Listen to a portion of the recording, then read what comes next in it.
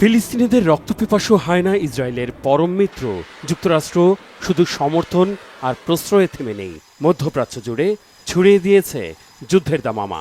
2024 সালের 12 জানুয়ারি তৎকালীন মার্কিন প্রেসিডেন্ট জো বাইডেনের নির্দেশে ইয়েমেনে হামলা শুরু হলেও নিয়মিত বিরতিতে যা জারি রেখেছেন নতুন প্রেসিডেন্ট ডোনাল্ড ট্রাম্প।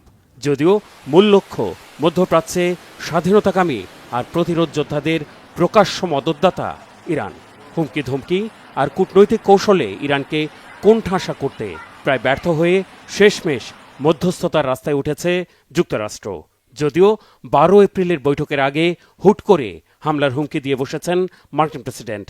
তাহলে কি কূটনৈতিক সমাধানের সম্মতি শুধুই লোক দেখানো, নাকি ওমানে আলোচনা শুরুর আগে ইরানকে চাপে রাখার কৌশল?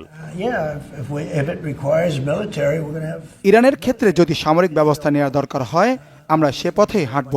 অবশ্যই এক্ষেত্রে ইসরায়েল এই পদক্ষেপের সাথে খুব ঘনিষ্ঠভাবে যুক্ত থাকবে, তার এই নেতৃত্বে থাকবে, কিন্তু আমাদেরকে কেউ নেতৃত্ব দেবে না। যা মনে হয় তাই করব আমরা। নিজ কার্যালয় ওয়াশিংটনের ওভাল অফিস থেকে এমন সময় হুমকি দিলেন ট্রাম্প, যখন এ ধরনের হুমকি ধমকিতে আপত্তির কথা আগের দিনই স্পষ্ট করেছেন ইরানের পররাষ্ট্রমন্ত্রী আব্বাস আরাকচি। এখানেই শেষ নয়, ট্রাম্পের হুমকির দিন একই সুরে কথা বলেছেন মার্কিন প্রতিরক্ষামন্ত্রী পিট হেগসেথ। ইরানের কাছাকাছি B-2 বোম্বার মোতায়েনের ইঙ্গিত দিয়ে বলেছেন, ইরান কোন পথে হাঁটবে সিদ্ধান্ত তেহরানকেই নিতে হবে। প্রেসিডেন্ট ট্রাম্প আগেই স্পষ্ট করেছেন, ইরানকে পারমাণবিক বোমা বা অস্ত্রের মালিক হতে দেওয়া উচিত হবে না। এটি প্রেসিডেন্ট শান্তিপূর্ণভাবে সমাধান করবেন বলে আমরা আশাবাদী। অবশ্য যে কোনো অনাকাঙ্ক্ষিত পরিস্থিতির মোকাবেলায় প্রতিরক্ষা বিভাগের প্রস্তুতি আছে।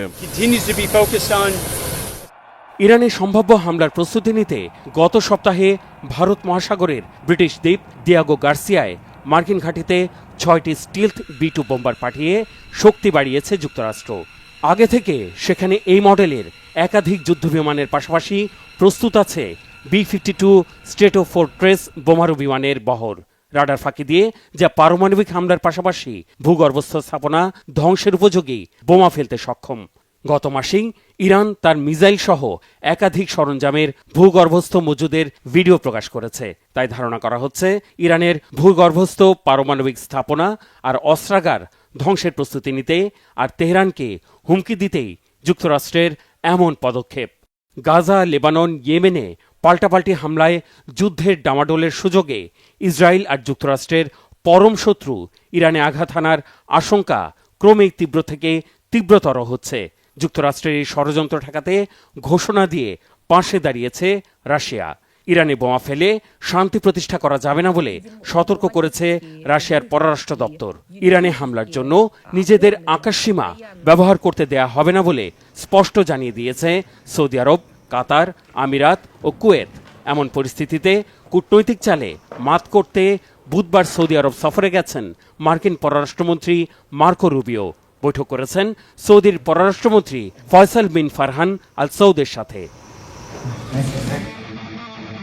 উত্তেজনাকর এই পরিস্থিতিতে হাত গুটিয়ে বসে নেই ইরান।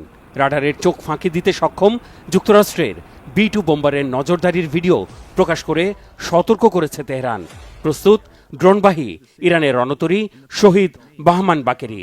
যুক্তরাষ্ট্র আর ইসরায়েলের সামরিক অবস্থানে হামলার জন্য তাক করা হয়েছে বিভিন্ন পাল্লার ক্ষেপণাস্ত্র।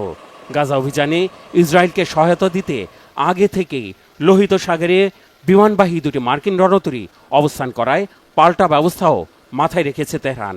এর অংশ হিসেবে গত মাসেও মিত্ররাষ্ট্র রাশিয়া আর চীনকে সাথে নিয়ে নৌমহড়া চালিয়েছে ইরান। দুই পরাশক্তিকে সাথে নিয়ে ইরানের নিয়মিত মহড়াকে কি আমলে নেবে যুক্তরাষ্ট্র, নাকি ইসরায়েলের ফায়দা তোলার ফাঁদে পা দেবেন Trump? Mehrab Hussain Khan, Bangla vision news desk.